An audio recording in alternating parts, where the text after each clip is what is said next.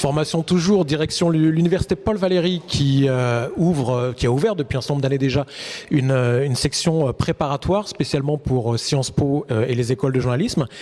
Pour nous en parler, Antoine Copolani, vous êtes professeur des universités, co-directeur de la prépa Sciences Po et école de journalisme. Bonjour à vous. Bonjour. Et également Clément Rouget.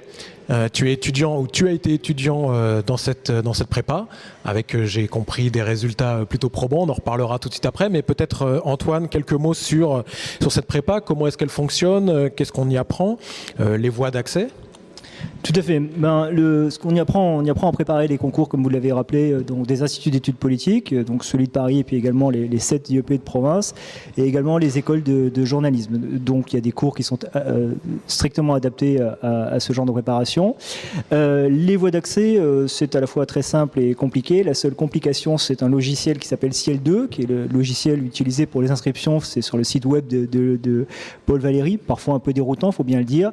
Et sinon, c'est assez simple, puisqu'on a décidé depuis longtemps, comme c'est une préparation à un concours, on n'allait pas sélectionner des gens qui vont être sélectionnés, donc c'est assez ouvert dans la limite du nombre de places disponibles.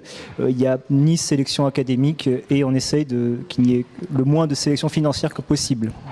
D'accord. Et alors, les débouchés qui sont offerts à l'issue de cette année de préparation, donc c'est, j'imagine, l'ensemble des écoles de Sciences Po de France et les écoles de journalisme. Oui, c'est ça. Ça prépare à des concours et donc il est possible d'en passer plusieurs. Il y a plusieurs niveaux. Donc on a deux niveaux. Un niveau 1 qui concerne les étudiants de première année, comme le nom l'indique. Il y a certains concours qui sont spécifiques à ça. Et ensuite, il y a un niveau qu'on appelle 2 et qui correspond aux étudiants de L2 à M2. C'est ouvert européen un peu ou c'est vraiment oui, tout national? à fait. Peut s'inscrire qui le souhaite, sachant qu'encore une fois, c'est une préparation à des concours et donc ça ne délivre pas de diplôme. Et donc, pour répondre à votre question, ça ne délivre pas de CTS. D'accord, très bien. Voilà.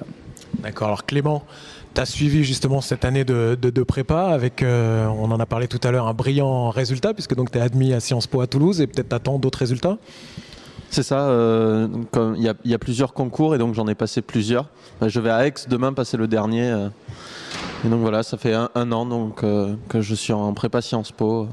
Et donc pour toi, c'était plus utile de passer par cette école de préparation à l'université que de les tenter seul, directement Oui, c'est un plus indéniable. On a eu beaucoup de conférences sur les thèmes des concours, sur les thèmes spécifiques, des bibliographies.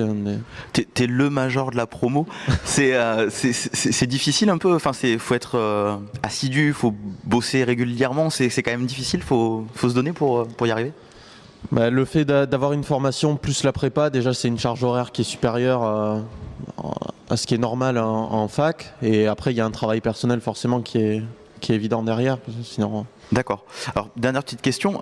On parle d'une formation, d'une filière IRIS, oui, qui est diplômante cette fois-ci. Qu'est-ce que c'est? On a créé depuis quelques années, et Clément en faisait partie, justement, comme la prépa Sciences Po, ça ne délivre pas de CTS et pas de diplôme.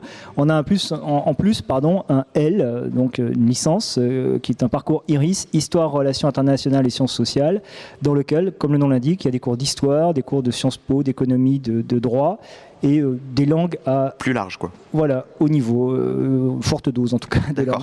On retrouve les informations sur un site, une adresse? Oui, tout à fait, c'est simple. Il y a le site de l'UFR3 à Paul Valéry, donc sur Google, UFR3 Paul Valéry, et il y a toutes les références, y compris mon adresse mail.